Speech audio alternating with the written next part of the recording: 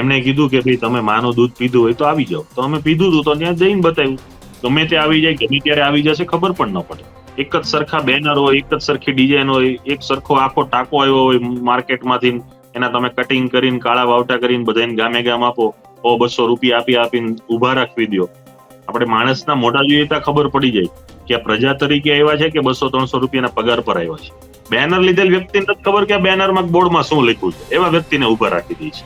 એ તો પ્રજા જવાબ આપશે. આવનારા દિવસોમાં પ્રજાની અંદર જે રોષ છે એ ધીમે ધીમે બહાર આવશે. ડરેલી પ્રજા છે, વર્ષોથી ડરે છે.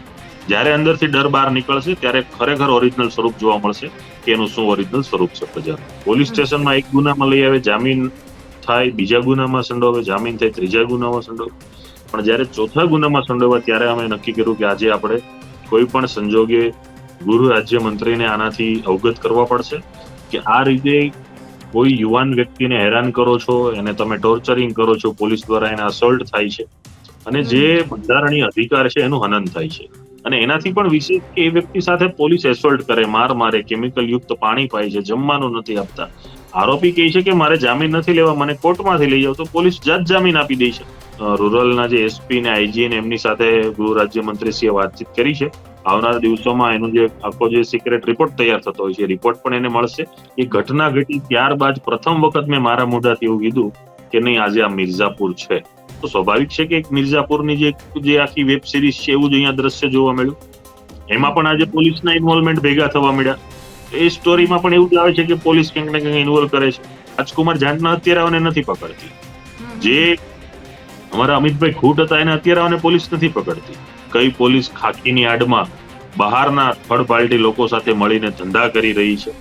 ત્યાં જે આખી એક સિન્ડિકેટ ચાલે છે. તમે બાયોડીઝલ છે, સટ્ટા એક્સચેન્જ છે, ગેમની આઈડીની રમત છે, ત્યાર પછી જીએસટી બિલમાંથી કઈ રીતે કન્વર્ટ કરીને કેસના બિલ ઉભા કરવાના.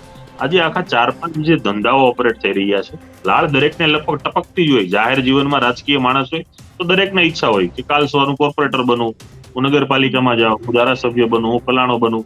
અહીં કોઈ રામજી મંદિરની કોઈ આરતી તો કરતા નથી, કોઈ પૂજારી નથી.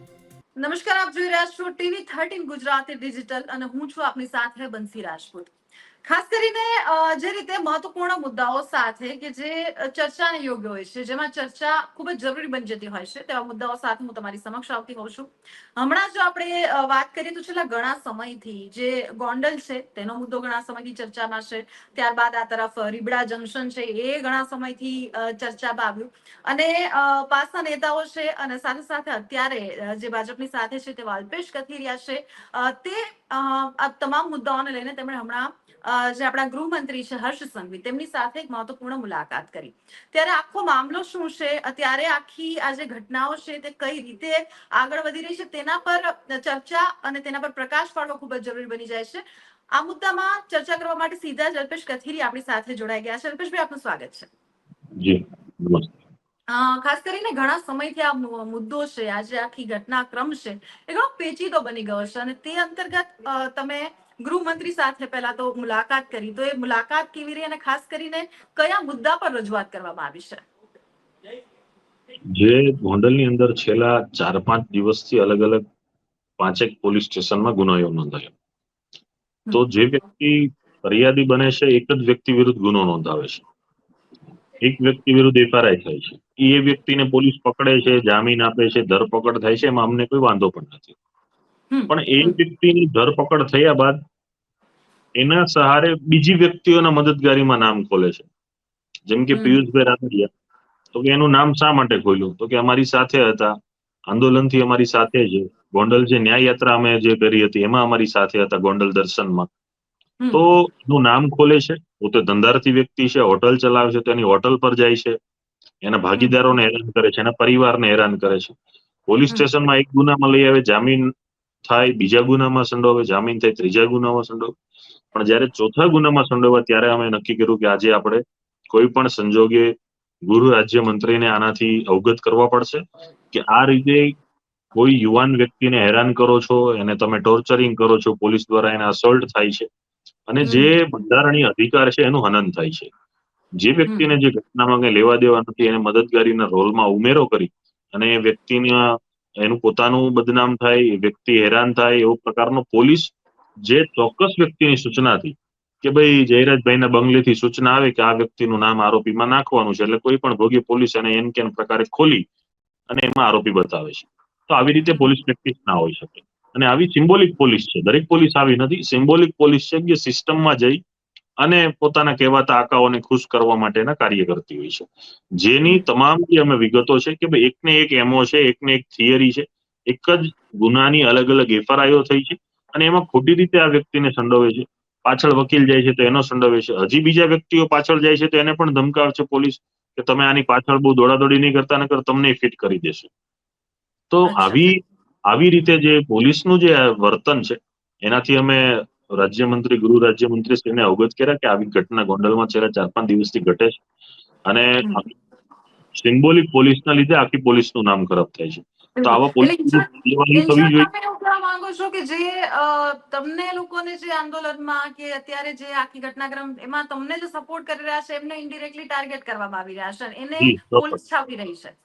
જી, પોલીસ બીજાને છાવરે ન છાવે એ પછીનો વિષય છે, પણ કોઈ વ્યક્તિને આવી રીતે ટાર્ગેટ કરો છો, એ વ્યક્તિના જીવન સાથે તમે ચેડા કરો છો, એના ધંધા સાથે, એના પરિવાર સાથે, એની રેપ્યુટેશન ઉપર સવાલ ઉભો થાય છે. અને એનાથી પણ વિશેષ કે એ વ્યક્તિ સાથે પોલીસ એસોલ્ટ કરે, માર મારે, કેમિકલ યુક્ત પાણી પાય છે, જમવાનું નથી આપતા, તો એવો તો એને ગંભીર ગુનો કર્યો છે. કોઈ કરનાર ગુનેગાર વ્યક્તિ બીજા છે એને તમે ઓલરેડી પકડી લીધા છે, પછી પાછળથી મદદગારીમાં આ લોકોના નામ ખોલીને એને ઇન્વોલ્વ કરો છો અને કોર્ટમાં પણ નથી લઈ જતા. આરોપી કહે છે કે મારે જામીન નથી લેવા, મને કોર્ટમાંથી લઈ જાવ, તો પોલીસ જામીન આપી દે છે. જ્યારે ખબર પડે છે કે આજે ગૃહ રાજ્યમંત્રીને મળવાના છે એટલે પોલીસ હોસ્પિટલમાં લઈ જાય છે. ત્યાં સુધી હોસ્પિટલની સારવાર પણ નથી આપતા, મેડિકલ ટ્રીટમેન્ટ પણ નથી થતી. જેવા હોસ્પિટલમાં જાય છે, આરોપી કહે છે મારે જામીન નથી લેવા, કોર્ટમાં લઈ જાઓ, તો પછી પોલીસ હોસ્પિટલમાં આવીને જામીન આપી દે છે. આરોપી એટલે કે પિયુષભાઈ રાદડિયાના માતા જ્યારે કોર્ટમાં ફરિયાદ કરે છે કે 100 નામના પોલીસ અધિકારી છે, ત્યાંના કોઈ પીઆઈ છે પરમાર કરીને, કોઈ બીજા વ્યક્તિઓ છે, બધાના નામજોગ એની માતાજી ફરિયાદ આપે છે કે આવું આવું આ લોકો મારા બાળક સાથે કરે છે, પછી તત્કાલ જામીન પણ આપી દે છે. તો આવી રીતે કોઈ વ્યક્તિને તમે દબાવો છો, ધમકાવો છો, એ સહન ન થાય. અને એનાથી સંપૂર્ણ વિગતવાર અમે વાત કરી છે કે આવા તત્વોને સિસ્ટમમાંથી દૂર કરો, આના ઉપર એક્શન લેવાય. એટલે જે તે રૂરલના જે એસપી ને આઈજી ને એમની સાથે ગૃહ રાજ્યમંત્રીશ્રીએ વાતચીત કરી છે. આવનારા દિવસોમાં એનો જે આખો જે સિક્રેટ રિપોર્ટ તૈયાર થતો હોય છે, રિપોર્ટ પણ એને મળશે અને એના આધારે જે તે અધિકારી અને એની સાથે જોડાયેલા જે પણ પીએસઆઈ કોન્સ્ટેબલ, પીએસઆઈ, પીએ દરેક ઉપર એક્શન લેવાશે. બિલકુલ.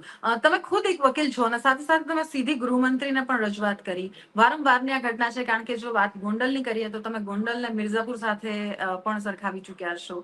એક બાદ એક આરોપો અને પોલીસ ઉપર તમે સવાલ કર્યા એટલે સીધા કાયદા અને વ્યવસ્થા ઉપર સવાલ થાય છે. જી એટલે તમને, કારણ કે આ આરોપો ખૂબ જ ગંભીર થઈ જાય અલ્પેશ. જી, જો એક વસ્તુ ખૂબ ક્લિયર છે કે જ્યાં સુધી ગોંડલમાં અમે ગયા અને અમારી સાથે જે ઘર્ષણ કર્યું, ગાડીઓના કાચ તોડ્યા, ગાડીઓ અટકાવી, લોકોને હેરાન કર્યા, ગાળી ગલોચ કરી, કાફલો રોક્યો, તો ત્યાં સુધીમાં અમે ક્યારેય મેં કોઈ દી ગોંડલને મિર્ઝાપુર સાથે નથી સરખાવ્યું.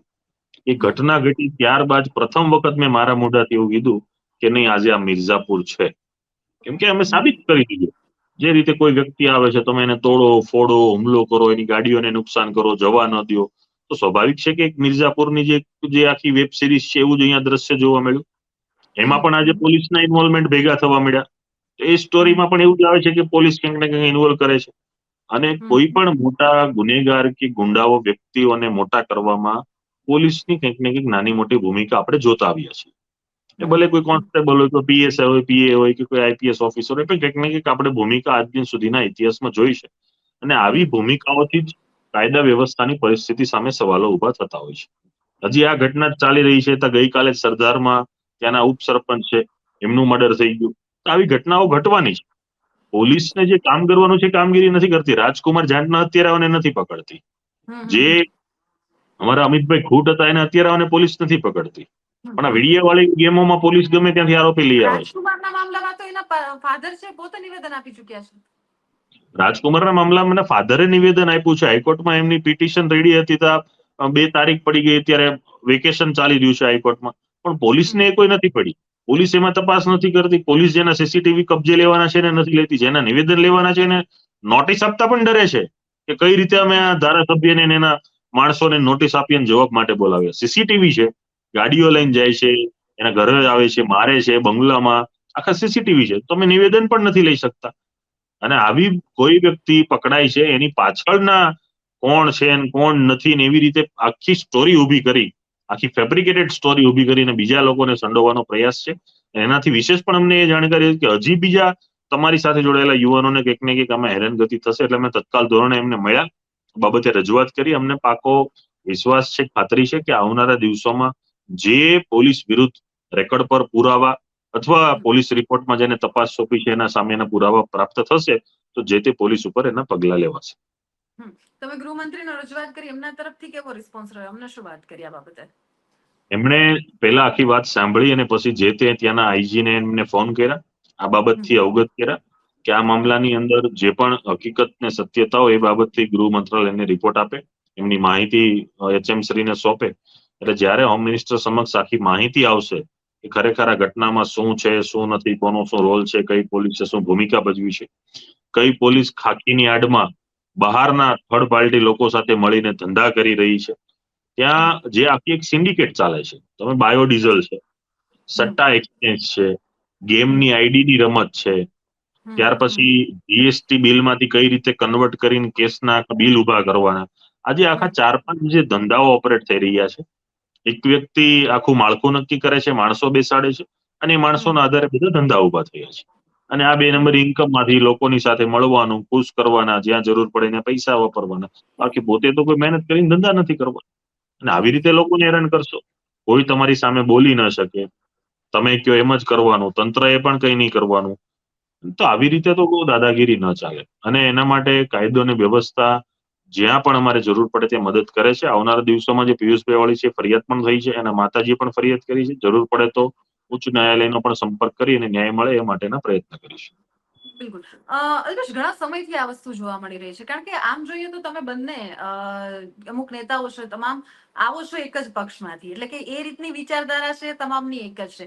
ક્યાંક ને ક્યાંક આ લડાઈ છે એ વ્યક્તિગત નેતૃત્વ કે સ્થાનિક નેતૃત્વને લઈને કે એ આક્ષેપ પ્રતિ આક્ષેપની લડાઈ નથી જોવા મળી, કારણ કે આમ જોઈએ તો પક્ષ તરફથી કે કોઈ નેતા તરફથી હજુ એવા કોઈ મોટા નિવેદનો કે એવું કંઈ સામે નથી આવતું. કોઈક ને કોઈક સમાજની વચ્ચે અથવા તો 2-3 નેતાઓની વચ્ચેના જે નિવેદનો, પડકારો, એના જવાબ, એના લઈને આખી લડાઈ, અને સૌથી વધારે સોશિયલ મીડિયા પર સૌથી વધારે આ લડાઈ ચાલી રહી છે એવું દેખાઈ રહ્યું છે.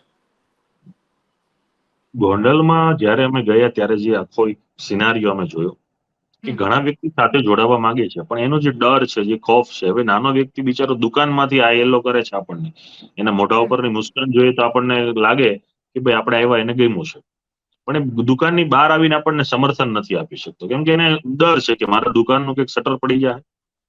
તો આવી અમે અગણિત વ્યક્તિઓ જોઈ એ દિવસે.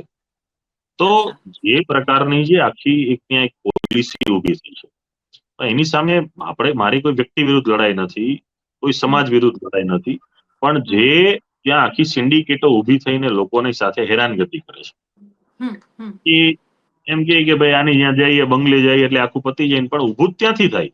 આખી સિન્ડિકેટ ચાલે ત્યાંથી, પાછી પતાવી, સમાધાન નહીં કરે, વાહ વાહ થાય ગામમાં કે નહીં ભાઈ આની ત્યાં ક્યાં ઇસ્યુ પતી ગયો, પણ ઇસ્યુ ક્રિએટ ત્યાંથી જ થયો હોય, પાછો ઇસ્યુ પૂરો એ કરે, ખાલી ક્રેડિટ લેવાની.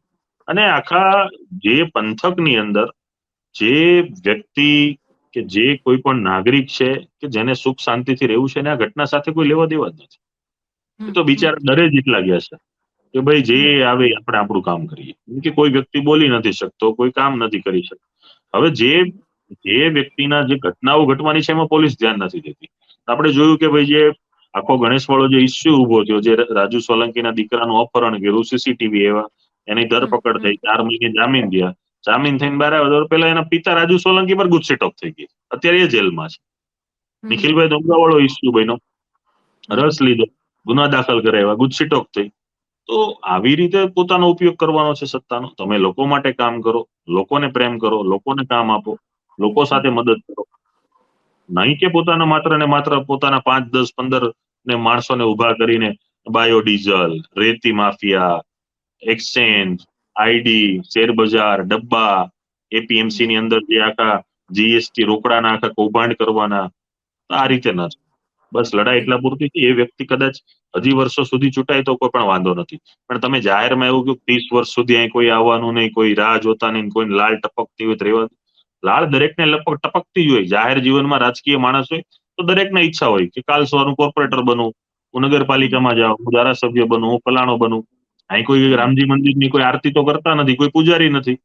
તો જાહેર જીવનમાં હોય તો એને કોઈ ઇન્ટરેસ્ટ ન હોય. બધાને માણસને ઇન્ટરેસ્ટ હોય. કોઈને પોતાની ખ્યાતિ વધે, પોતાનું કામ વધે, નામ વધે, એવી માણસની ઈચ્છા ન હોય. તમે જાહેરમાં એવા ભાષણ કરો, તમને પાર્ટીએ કે કોઈ ઉચ્ચ કમાન્ડે સત્તા આપી દીધી છે કે 30 વર્ષનો મેન્ડેટ તમે લખી નાખો, 30 વર્ષની સત્તા તમને આપી દો. તો આવી જે હોશિયારી આખા જાહેરમાં કરી અને આખા મંડળમાં ડર ફેલાવે કે ભાઈ 30 વર્ષ સુધી હું જ છું ને કોઈ આવે નહીં, એ વસ્તુ નથી. ગમે તે આવી જાય, ગમે ત્યારે આવી જશે, ખબર પણ ન પડે. પાર્ટી છે, બિલકુલ. ગમે પણ ત્યારે જે રીતે નિર્ણય કરી લે. અત્યારે સમાચારો આવતા હતા, અમારી સામે અમુક ઘટનાઓ સામે આવી, અમારી પણ ગણેશ ગોંડલ સાથે અને જયરાજસિંહ સાથે એ રીતે પણ વાત થઈ. તો એ લોકોનું કેવું એવું પણ છે કે ભાઈ જયારે તમે ગોંડલમાં ગયા તો કાળા વગડા તમારી સામે પણ ફરકાવવામાં આવ્યા હતા. એમના સમર્થકો પણ મતલબ તમારા સમર્થકો પણ હતા, એમના સમર્થકો પણ હતા, સામસામે આવ્યા હતા, તમારો પણ વિરોધ કરવામાં આવ્યો. તો આમાં અલ્ટિમેટલી ક્યાંક ને ક્યાંક એવું લાગે છે કે બે સમાજ હોય કે એમની લડાઈમાં ક્યાંક ને ક્યાંક પ્રજા અંતે ભોગવી રહી છે, સમર્થકો ભોગવી રહ્યા છે. પહેલા તો શરૂઆત એમણે કરી છે. એમણે કીધું કે ભાઈ તમે માનું દૂધ પીધું હોય તો આવી જાઓ. તો અમે પીધું હતું, તો ત્યાં જઈને બતાવ્યું. તો ત્યાં ગયા પછી વિરોધ કરવો, લોકો વિરોધ કરે અને પ્રી પ્લાનિંગ પૂર્વકનો વિરોધ, એમાં ઘણો બધો ફેર હોય છે. એક જ સરખા બેનર હોય, એક જ સરખી ડિઝાઇન હોય, એક સરખો આખો ટાંકો આવ્યો હોય માર્કેટમાંથી, એના તમે કટિંગ કરીને કાળા વાવટા કરીને બધાને ગામે ગામ આપો, 200 રૂપિયા આપીને ઉભા રાખવી દો. આપણે માણસના મોઢા જોઈએ તો ખબર પડી જાય કે આ પ્રજા તરીકે આવ્યા છે કે 200-300 રૂપિયાના પગાર પર આવ્યા છે. જે વ્યક્તિ બિચારા નાના 18 વર્ષથી નાની ઉંમરના છોકરા છોકરીઓ હતા, એને બેનર પકડાઈ દીધા. તો તમે જે ન્યાય બધે એક જ સરખા બેનર હોય, બધાનો એક જ સરખો વિરોધ હોય, બધાને એક જ સરખી ડિજિટલ પ્રિન્ટ નીકળે, એક જ સરખું માલ મટીરિયલ હોય, એટલે એક જ જગ્યાએ પોતાને ત્યાં ટ્રક ભરીને ઉતારે, પછી ગામે ગામ મોકલે, સરપંચોને, તાલુકા પંચાયત, જિલ્લા પંચાયતોને ધમકાવે કે જો તમારા ગામમાં બધા વિરોધ ને બધું કરવાનું છે, 50 માણસે 100 માણસે આવવાનું છે, નકર તમને આમ થશે ને તેમ થશે. એટલે લોકો બિચારા ડરના માર્યા ઉભા રહી જાય. બેનર લીધેલ વ્યક્તિને નથી ખબર કે આ બેનરમાં બોર્ડમાં શું લખ્યું છે, એવા વ્યક્તિને ઉભા રાખી દે છે. તો આ રીતે જે આખું વિરોધની પ્રક્રિયા છે, તો ઘડેલી પ્રક્રિયા છે. પોતાના માણસો દ્વારા, ભાડુતી માણસો દ્વારા સુરેન્દ્રનગર, ચોટીલા, મૂળી, જુનાગઢ, ધોરાજી, ઉપલેટાથી બધા માણસો બોલાવીને તમે વિરોધ કરાવો છો. પછી એમ કહો છો ગોંડલની પ્રજાએ ખૂબ આક્રમક વિરોધ કર્યો. એ તો પ્રજા જવાબ આપશે. આવનારા દિવસોમાં પ્રજાની અંદર જે રોષ છે એ ધીમે ધીમે બહાર આવશે. ડરેલી પ્રજા છે, વર્ષોથી ડરે છે. જ્યારે અંદરથી ડર બહાર નીકળશે ત્યારે ખરેખર ઓરિજિનલ સ્વરૂપ જોવા મળશે કે એનું શું ઓરિજિનલ સ્વરૂપ છે પ્રજાનું.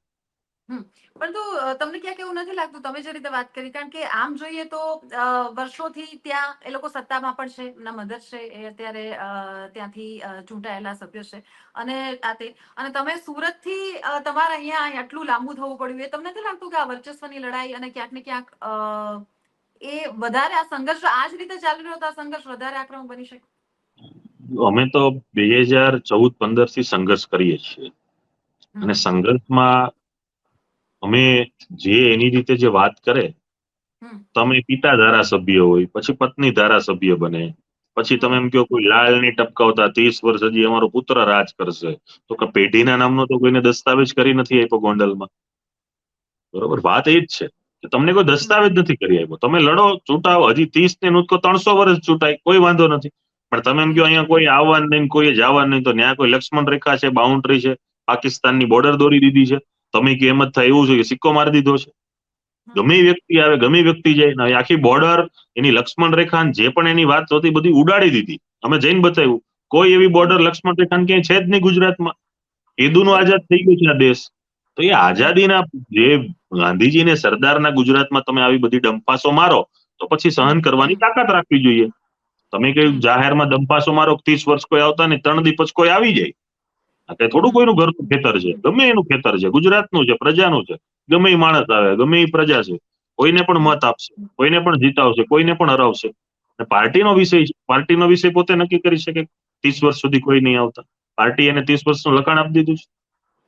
આવી જે બધી બંજારી વાકો ફૂકે કોઈ આવવું નહીં, માનું દૂધ પીધું છે, આમ છે, તેમ છે, સવાલ એ જ છે શું અલ્પેશ, વાત એ જ સમજવાની કોશિશ કરવી રહી છે કે જાણે કે તમને પડકાર ફેંક્યો, તમે પડકાર ઝીલી લીધો, તમે ત્યાં જઈ આવ્યા.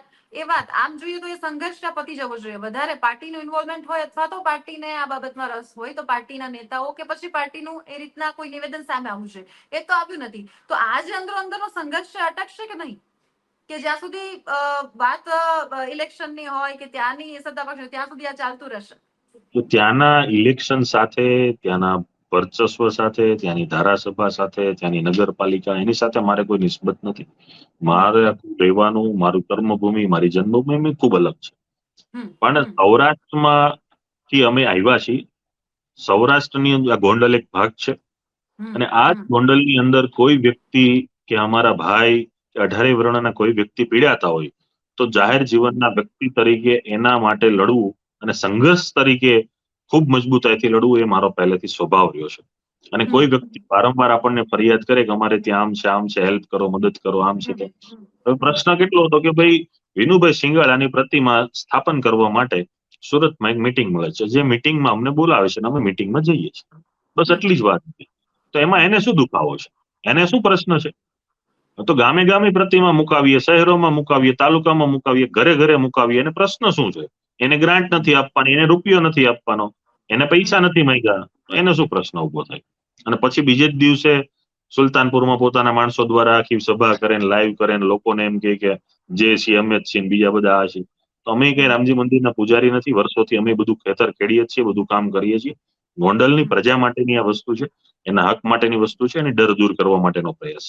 ત્યાં 27 સુધી કરવું, લડવું, જીતવું, હારવું, એમાં મારો કોઈ વસ્તુ નથી. મારો કોઈ અંગત ત્યાં ગોંડલ માટેનો કોઈ સ્વાર્થ નથી. સાથે સાથે ક્યાંક ને ક્યાંક અલ્પેશ, મારો સવાલ એ મારે સમજવાની કોશિશ પણ કરવી છે કે જે રીતે તમે વાત કરી કે ભાઈ તમે બહુ ક્લિયર છો, તમે જ્યાંથી આવો છો, આ તે સંઘર્ષની વાત કરી, પ્રજા માટેની વાત કરી. અત્યારે કારણ કે અહીંયાથી એક મતલબ કોઈ સભા થાય છે, ત્યાંથી કોઈ નિવેદનો, જે તે સમયે ત્યાં સભા કરવામાં આવી હતી, બહુ મોટા પ્રમાણમાં લોકોને એકઠા, 18 વર્ણના લોકોને એકઠા કરવામાં આવ્યા. પાટીદારો પણ એમાં ઘણા સામેલ હતા કે એમણે જે છે આખા ક્ષત્રિય સમાજને પોતાનો એક આખો ટેકો જાહેર કર્યો. એટલે ક્યાંક ને ક્યાંક બે સમાજ અથવા તો એક સમાજમાંથી જાણે કે બે થડા પડી ગયા હોય અને અંદરો અંદરની લડાઈ, એ જ મારો કદાચ ફેરવી તોડીને કદાચ મારો આ સવાલ છે કે ઘણા લોકો અહીંયા વહેંચાઈ ગયા છે, ઘણા લોકો એ રીતે સમર્થન કરી રહ્યા છે, અને અંદરો અંદરની જાણે કે લડાઈ ના બની ગઈ હોય, સંઘર્ષ પડી ગયો એવું લાગી રહ્યું છે. નહીં, આ બે જાતિ કે બે વ્યક્તિ વચ્ચેની લડાઈ નથી, સમજજો. આ એક ન્યાય અને અન્યાય વિરુદ્ધની લડાઈ છે. આ એક સામંતશાહી અને સામે લોકશાહીની લડાઈ છે. એક બાજુ ઈમાનદારી, બીજી બાજુ દાદાગીરીની લડાઈ છે.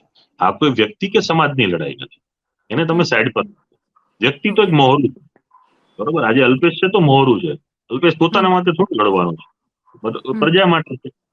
અને એને લોકોએ મત આપીને ધારાસભ્ય બનાવ્યો છે, પોતે થોડા ધારાસભ્ય બની ગયા છે, લોકોએ મત આપ્યા છે ધારાસભ્ય બન્યા છે. તો તમે જે મારો સવાલ જ એ છે કે જે ભેદ રેખા છે એ ન્યાય અન્યાયની છે, સામંતશાહી ને લોકશાહીની છે. જે આખું રાજાશાહી જેવું વર્તન કરી અને આખો આમ ઠામઠાટ કરી અને લોકોને જે આંજવાનો જે પ્રયાસ થાય છે, ડરાવવાનો પ્રયાસ થાય છે, કોઈ માથું ન ઉચકવું, હું જે હતો એનો ઈ જ છું, શું હું હતો એનો ઈ છું, કઈ રીતે તમે શું સાબિત શું કરવા માંગો છો? લોકોને ડરાવવા રાખો, લોકોને ધમકી આપવા રાખશો, મંચ પરથી જે મજા આવી માઇક આવે એટલે બોલી નાખવાનું ના હોય ને. પ્રજા છે, પ્રજા સમક્ષ આપણે ઝૂકવું પડે, પ્રજાને પગે લાગવું પડે, પ્રજાના આશીર્વાદે લેવા પડે, અને પ્રજાના પ્રેમથી રાખવી પડે. અને દાદાગીરીને ધમકીથી કરશો તો ગમે ત્યારે તમે સ્પ્રિંગને ગમે એટલી દબાવશો, આજે નહીં 5 વર્ષે, 10 વર્ષે, 20 વર્ષે સ્પ્રિંગ જયારે છટકે છે ત્યારે એની જ્વાળા અલગ હોય છે, એની શક્તિ અલગ હોય છે. અલ્પેશ, મારો સવાલ એ છે કે જે રીતે અત્યારે આપણે યુપીની જો કન્ડિશનની વાત કરવામાં આવે તો જે તે સમયે આપણે જોયું છે કે ત્યાં સૌથી વધારે આવી રીતે બાહુબલી જે નેતાઓ હોય, કાયદા પરની પકડ હોય, એ જ ક્યાંક ને ક્યાંક મિર્ઝાપુરમાં પણ આપણે બધાએ જોયું જ છે. પરંતુ આપણે આજે આઝાદીના આટલા વર્ષો પછી, તમે જે પક્ષની સાથે જોડાયેલા છો તે આટલા વર્ષોથી કેન્દ્રમાં હોય કે પછી અત્યારે રાજ્યમાં હોય, સત્તા પર છે, ત્યારે અને કોઈ એક ક્ષેત્રમાં કે કોઈ એક જ નેતા કે પરિવાર કે એનું જે વર્ચસ્વ છે, અને તમે પોતે પણ કાયદાના જાણકાર છો, તો કાયદાકીય રીતે આ શક્ય છે? જો આમાં એક ભાવ પેદા કઈ રીતે થાય હું તમને સમજાવું કે તમે એ વિસ્તારના ધારાસભ્ય છો, એ તો છો જ, એ તો ખુલ્લેઆમ છે. તો તમે ધારાસભ્ય છો, હતા, અત્યારે તમારા પત્ની ધારાસભ્ય છે, તમારો પુત્ર પણ આ ક્ષેત્રમાં છે. તમારે ગમે એને જવું હોય તો 5-10 ગાડીના કાફલા સાથે જવાનું, 10 બોડીગાર્ડ રાખવાના, 2-4 ગનમેન રાખવાના. તો તમે પ્રદર્શન શું કરવા માંગો છો? મિર્જાપુર જેવું જ કરવા માંગો છો? લોકોમાં આવ પેદા થાય, લોકોમાં ડર પેદા થાય. તમે એમ કહો છો કે શાંતિ છે, ગોંડલમાં કાંઈ છે નહીં, તો ડર ન હોય તો તમે એમને જાઓ. શા માટે તમે એટલા બધા ગનમેન ને બોડીગાર્ડ ને આ ને તે ને બધું ફેરવીને કેમ લઈ જાઓ છો? એટલી બધી ગાડીઓનો કાફલા, એ કાફલામાં માણસો જોઈએ તો ખબર પડે આપણને કેવા પ્રકારના માણસો હોય છે. હમ એ આખી જે થીમ ઊભી કરવાની છે, લોકોને ડરાવવાનો જે પ્રયાસ થાય છે એના બસ એટલા પૂરતી એટલે જ વાત છે. વાંધો આની સામે છે, આ રેણી કેણી છે, આજે મતલબ જે રીતે રહેણી તમે કેણી કહી તો રહ્યા છો. આનાથી પણ વિશેષ લોકો છે કે જેની રહેણી કેણી આવી હોય છે. હમ પણ હમ એ જાહેર જીવન સાથે જોડાયેલા વ્યક્તિની રહેણી કેણી આખી અલગ હોય છે. કોઈ ધંધાકીય છે, કોઈ ક્ષેત્રમાં છે, કોઈનો ખાણ ખનીજનો ધંધો છે ને કરે છે, તો ઘણા લોકો આવું કરતા હશે. મારું એવું નથી કે એક વ્યક્તિ જ આવા હશે, બીજા પણ હશે. પણ તમે લોકોને મત આપેલી વ્યક્તિ જાઓ, તમારી આજુબાજુમાં ગનમેનો ઉભા હોય, આખા આમ સીન શોટ મારતા હોય, પછી પ્રજાએ તમારી પાસે પ્રશ્ન લઈને આવવાનું. પ્રજા લાવી શકે પ્રશ્ન? સામાન્ય માણસ આ રીતે ફેસ કરી શકે પ્રશ્ન? ન થાય. તમારું એક જે આ હતું ભાગવત ભૂમિ ગોંડલને લઈને એક ટ્વીટ કે ગોંડલ દર્શનમાં મારી સાથે જોડાયેલા યુવાનોને કોઈના ઇશારે ખોટા કેસમાં ફસાવા કે હેરાન કરવાનું કૃત્ય કરનાર ચોક્કસ પોલીસને સુધારવા માટેની અંતિમ તક. તમે ત્યાં પણ વાત તો એ જ કરી છે કાયદાની, એટલે કાયદામાં પણ વિશ્વાસ જતાવ્યો છે કે કાયદામાં રહેશો તો ફાયદામાં રહેશો, અને ખાસ કે બંગલેથી કોઈ બચાવવા નહીં આવે. તો આ ગર્ભિત ધમકી છે. ગર્ભિત નહીં, આ ખુલ્લે ખુલ્લું જ છે. એમાં ગર્ભિતની ક્યાં વાત છે કે તમે ગોંડલમાં કોઈ પણ 5, 10, 15, 20 માણસોને તમે એમનેમ બી પૂછજો તો એ તમને એવું જ જાણવા મળશે કે ભાઈ બંગલેથી કઈ નહીં થાય, બાકી ન થાય. લોકોની અંદર એક આ ઉભો થઈ ગયો છે કે તમે પોલીસ સ્ટેશનમાં જાઓ, રેવન્યુમાં જાઓ કે ગમે ત્યાં જાઓ તો કે બંગલેથી જ કઈ ને તો જ થાય.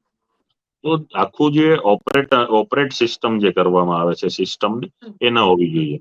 કોઈ વ્યક્તિ છે, કોઈને ફરિયાદ કરવી છે, કોઈને કઈ કામ છે, કોઈ પોલીસ સ્ટેશનનું કામ છે, કોઈ રેવન્યુનું છે, મામલતદારનું છે, રજિસ્ટર ઓફિસ, તેને મુક્તતા હોવી જોઈએ. ત્યાં અધિકારી બિચારા નોકરી કરતા હોય એને ડરમાં રહેવાનું, આ કે એટલું જ કરવાનું, નો કે તો તમારા ઉપર એન કેન પ્રકારે આરોપ કરે, આમ તેમ કરે, સિસ્ટમનો દુરુપયોગ કરે. એ પ્રકારની વસ્તુ ન હોવી જોઈએ. જે ગોંડલને શાંતિ માટેના લોકો ઈચ્છે છે એ લોકો ડરવાના જ છે, એ લોકો બીવાના જ છે, ક્યારેય ખુલીને સામે નહીં આવી શકે. કેમ કે જે છેલ્લા વર્ષોથી ને ઘટના ઘટતી આવી છે એ ઘટનાઓના ઘણા લોકો સાક્ષી છે. એ ઘટના જેને નિહાળી છે એના અંદર ડર પેસી જ ગયો હોય તો સ્વાભાવિક છે કે એ ડર તરત બહાર નીકળવાનો નથી અને ખુલીને લોકો નથી જવાના. આવશે, ધીમે ધીમે આવશે, લોકો જાગૃત થશે. ગોંડલની જે આખી સંરચના છે, જે ભગવત ભૂમિની વાત છે, તો ત્યાંની જે કોલેજનું જે આખી જે ઇન્ફ્રાસ્ટ્રક્ચર જે બનાવ્યું છે કે એ વખતની અંદર આજથી દેશ આઝાદ થયા પહેલા એ લંડન ને આખા જે થીમ ઉપરની જે કોલેજો હતી એવી ત્યારે ત્યાં હતી. એટલે શિક્ષણ ને આરોગ્યનું એમ કહી શકાય કે એમને રાજાને આખું એક અલગથી ઉત્સાહ હતો કે પ્રજાને શિક્ષણ ને આરોગ્ય મળે એવી એમને પ્રવૃત્તિ એ વખતે કરી હતી. તો એ ગોંડલને અત્યારે જે આ જોઈએ તો ઘણો બધો જમીન આસમાનનો ફરક બની ગયો. ત્યારે ફરીથી એવું હરિયાળું, નિરાણું, શિક્ષિત, આરોગ્યમય ગોંડલ પ્રસ્થાપિત થાય એ માટેનો મારો પ્રયાસ છે. એટલે તમારું કહેવાનું એવું છે કે ક્યાંક ને ક્યાંક એક પરિવારે, અમુક લોકોએ આખા ગોંડલને આવી રીતના ધાક ધમકીથી બાનમાં લીધેલું છે. એ પરિવારના આધારે અત્યારે બીજા માણસો ઉભા થઈ ગયા, એની પાછળની આખી ટીમ ઉભી થઈ ગઈ, એક આખી સિન્ડિકેટ બની ગઈ છે.